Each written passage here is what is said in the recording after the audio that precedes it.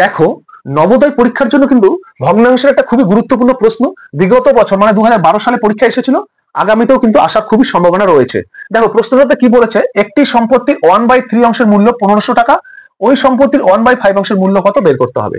তুমি যদি ভগ্নাংশ কি জানো সেই কনসেপ্টটা দিয়ে কিন্তু এই অঙ্কটা হয়ে যাবে, কোনো ক্যালকুলেশন করার প্রয়োজন নেই। কিভাবে দেখো, 1/3 মানে কি, মানে একটা গোটা জিনিসকে 3টা ভাগ করেছি, আর এই 3টা ভাগের মধ্যে একটা ভাগের মূল্য 1500 টাকা। কিরকম, মনে করো এটা একটা গোটা সম্পত্তি, এই জায়গাটা, এটাকে 3টে ভাগ করা আছে, 1টা 2টা 3টা, এই 3টায় কি হবে, ভগ্নাংশ যেহেতু সমান হবে, তাহলে এই সমান হলে এই একটা অংশের কি দেওয়া আছে, মূল্য দেওয়া আছে। কত দেওয়া আছে, মূল্য 1500।